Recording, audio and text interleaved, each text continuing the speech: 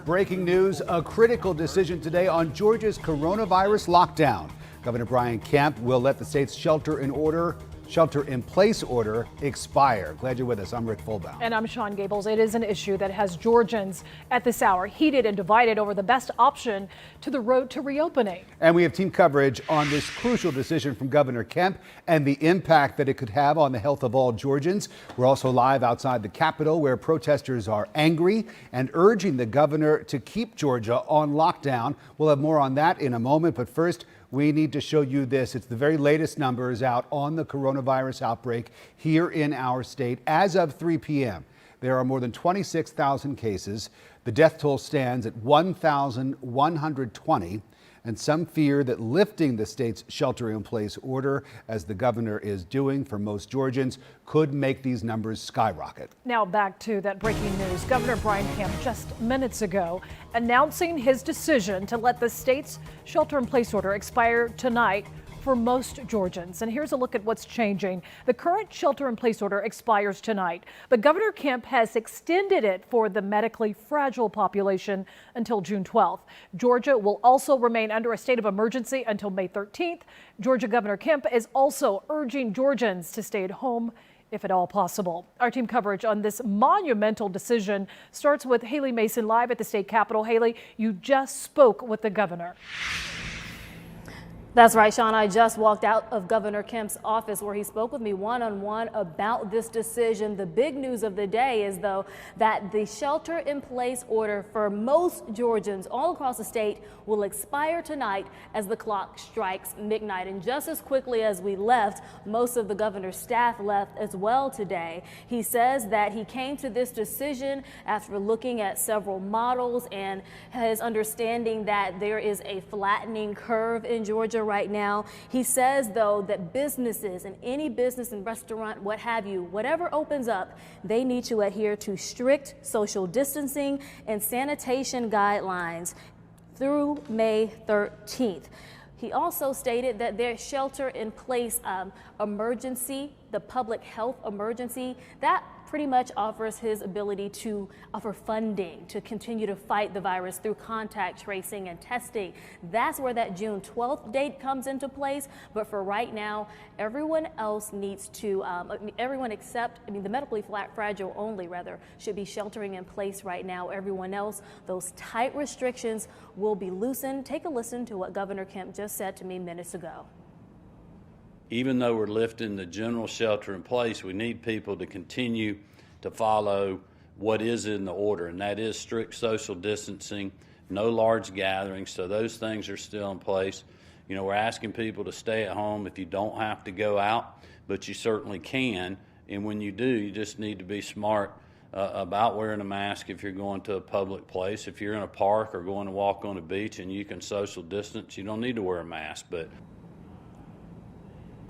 And again, the headlines here: shelter-in-place order expires at the stroke of midnight tonight across the state of Georgia. Strict sanitation and social distancing guidelines through May 13th. And then those medically fragile, the elderly, people in nursing homes, assisted living, they are asked to shelter in place through June 12th. That's the latest here live at the state capitol. Haley Mason, CBS 46 News.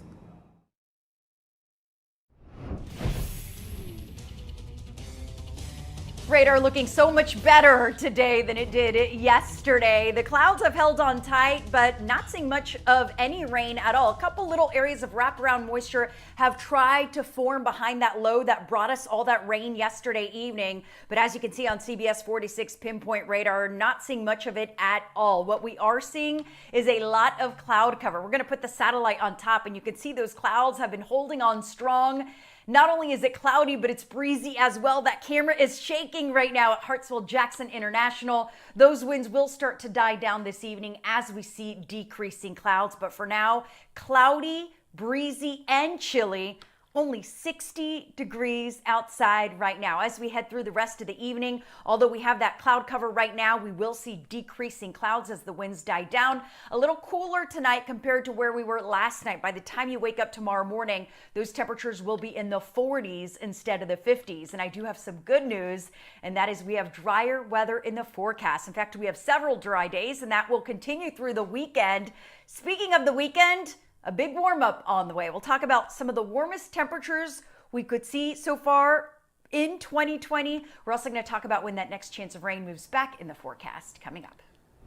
Thank you, Jen. Well, the pandemic causing another week of unemployment crisis for millions of Americans.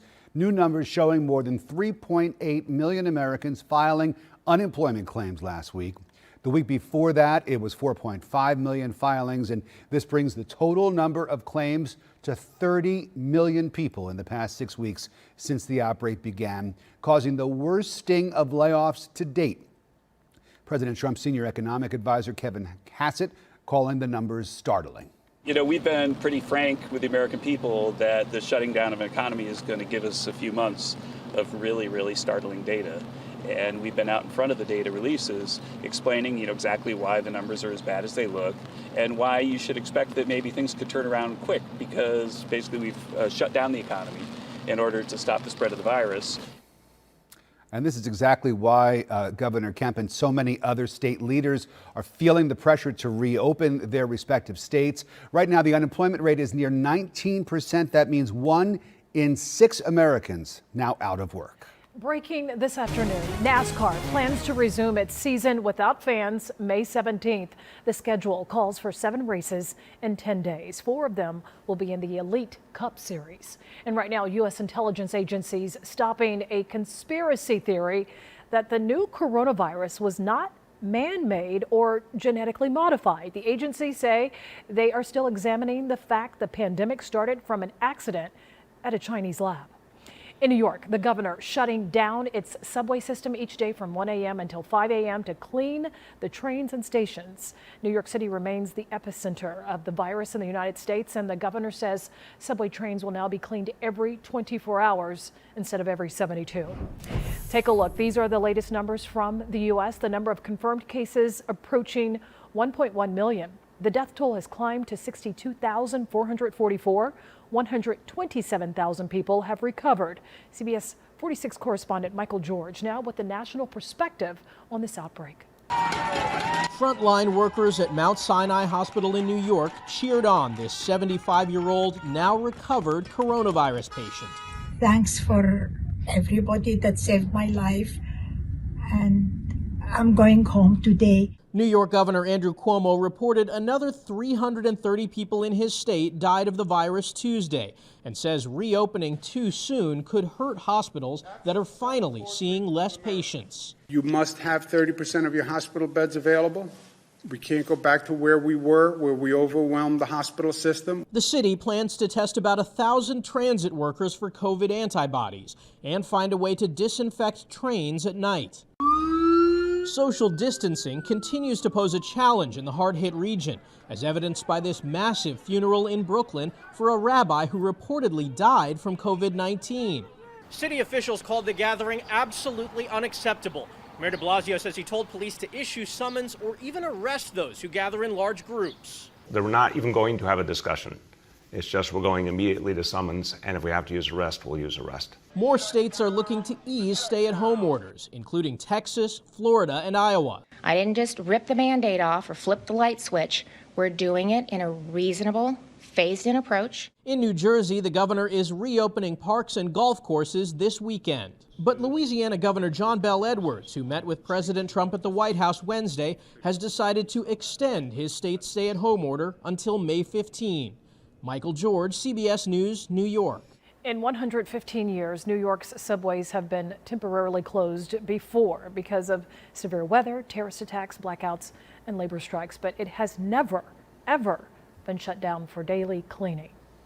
Now all new at 4, more than 1 million Georgians have now requested absentee ballots. During a news conference, Secretary of State Brad Raffensperger announcing the goal is to keep voters safe. and take the pressure off in-person voting locations. So far, the primary election has been delayed until June the 9th. Also right now, election officials are correcting the absentee ballot instructions that had an error telling voters to insert ballots in envelopes that no longer exist. CBS 46 is leading coverage on the deadly coronavirus outbreak and the state's steps towards reopening, with major breaking news from the governor just within the last hour or so. And that's why we're doing hourly updates to make sure that you know the very latest developments as soon as they happen. Join us at the top of every hour for the powerful CBS 46 streaming app and on our Facebook page. Now to an update on a shooting in DeKalb County we first told you about as breaking news at noon. This is a live look at video of the scene in Stone Mountain on Central Drive. Police tell us two people started arguing. Eventually, the victim pulled out a gun. Officers say the victim was shot after a struggle over that weapon. They say they did not make any arrests since it appears the shooting was an act of self-defense. I'm Ashley Thompson in Southwest Atlanta, where protesters have organized a funeral procession to protest the governor lifting the state's shelter-in-place order. I have good news, a dry weekend, something we really haven't seen throughout the entire month of April. It will come with warmer temperatures. I'll let you know how warm it's going to get after the break. It's almost a rite of passage when you turn 16 to go and get your driver's license. Well, now the state has made it even easier for teens to get their license. I'm Ayanna Crystal. We'll tell you why coming up. Thanks for making CBS 46 the fastest growing news in Atlanta.